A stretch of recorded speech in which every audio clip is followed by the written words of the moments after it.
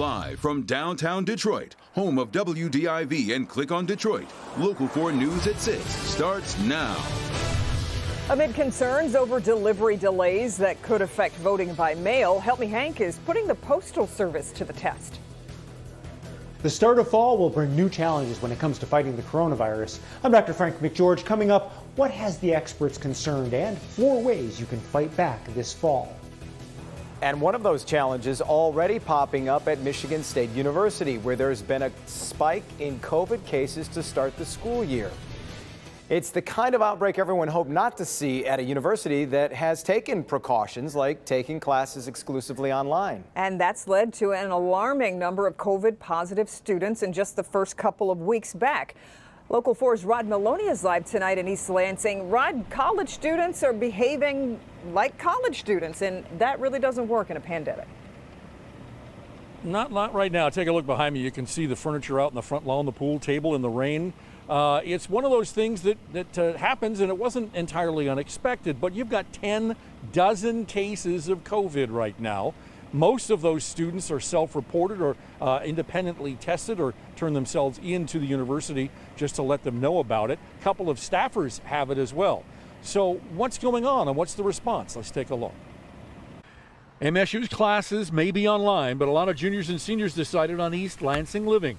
The result prompted concern from President Samuel Stanley Jr., who said in a statement today, quote, "This increase in positive cases among students is disappointing but not unexpected. As students return to off-campus housing, some are attending large gatherings where people are in close contact without an appropriate face covering. This is the easiest and fastest way for the coronavirus to spread. This spike in cases should serve as a wake-up call to our community about the importance of personal responsibility and following health guidelines," end quote. Senior Deval Gandhi of Canton says online classes just moved the problem a couple of blocks. Like housing off campus just filled up. So instead of having the problems that were probably going to happen on campus, they're just happening just across Grand River. Junior Tyler Ibarra noted the evidence of that kind of partying isn't hard to find. So for the most part, it has just been social gatherings. You know, when you drive around, you can see people in their front lawns, you know, kind of, you know, just partying, you know, right? Not huge gatherings. And no masks. Boston junior Michaela Curtin returned to her sorority because she wanted something resembling normal.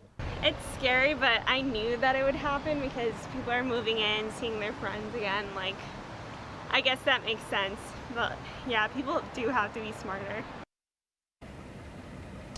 Well, the one good bit of news here is that it wasn't one single event that caused this spike, that they're saying it was numerous smaller events. In fact, Tyler said it was mostly people 10 and under hanging out outside but without masks on that have brought this on. And so the university has everybody on notice. We'll see where it goes from here. Back to you. So what, if anything, is the university doing to try to tamp down some of these even small gatherings or parties or whatever you call them?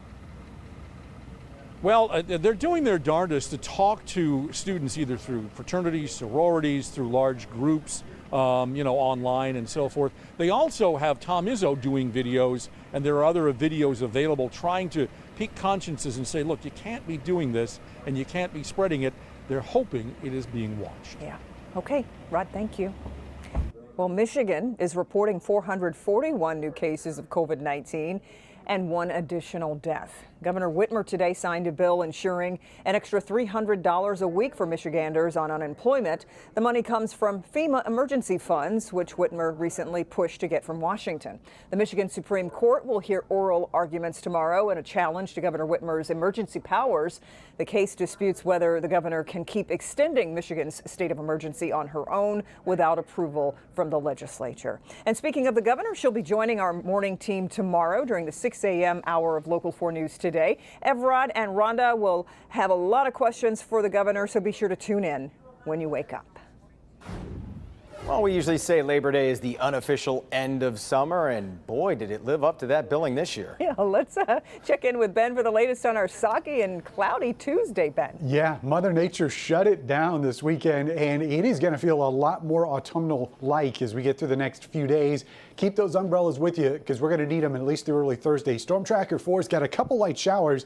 That more organized downpour that was running through Livingston County has really started to fade as it moves through Milford and heading out towards White Lake, Pontiac, and Waterford right now. So just a couple showers out of that, and that's going to be about it. Now, as far as what we're expecting with temperatures, we're barely holding on to 60 degrees at Metro. Dew point's not really of our concern. The air is going to be relatively dry, but we will be seeing cool temperatures going forward, staying steady in the low 60s tonight. We'll talk rain chances and when we can finally see some sunshine and warmer temperatures coming up in a few minutes. If you want to track tonight's rain or the stuff that we've got on the way in the next few days, the Local Forecasters app is the best way to do it. Plus, it has your 4-zone forecast in there as well. It's free in your app store by searching WDIV. Guys? All right, Ben. Possible mail delays have been a big concern for everyday people and elected officials. Investigations are underway over fears that disruptions could affect voting by mail. Help Me Hank has heard from some people experiencing some of those delays in delivery, and so tonight, a simple test to see if the mail we're sending and receiving is getting there on time. Hey, Hank. Hey, Jason. Yeah, I've heard from so many people concerned about this issue, which is exactly why we took about a dozen letters, dropped them in mailboxes all over Metro Detroit to see what was really happening. You know, beyond the issue of just dealing with the delay of getting your bills or your personal mail, our Secretary of State, Jocelyn Benson, very concerned about how this could affect your absentee vote in November. Your mail, you need it. You expect it to be delivered in a timely manner. But recent concerns about what may be happening at some post office locations have some questioning what's happening. We've been having a problem throughout the whole neighborhood. All my neighbors, we're not getting our mail, maybe one delivery a week. Secretary of State Jocelyn Benson is worried any delays could affect absentee ballots coming in November. In terms of the sending, the delivery, and return of those ballots is for the U.S. Postal Service to be fully funded. So our Help Me Hank team and many of our WDIV producers decided to do a little test of our own, sending mail from several Metro Detroit cities to my home. So here we are. Here's the letter I'm mailing to Hank. I have this letter for you. I'm going to put it in the mail. Let's see how long it takes to get to you. And then sending mail from my home to Detroit. Here's the good news. The biggest delays we experienced, only 3 days. In fact, the majority of letters were delivered within 2. One letter going from Clawson to Detroit took 3 days, and one coming from Southfield to Royal Oak took 3. The other 10 letters arrived in a pretty timely manner. However, I know some of you are still experiencing delays. If you are, here's what you should do. Contact your local post office. Contact Michigan's Attorney General to voice your concern.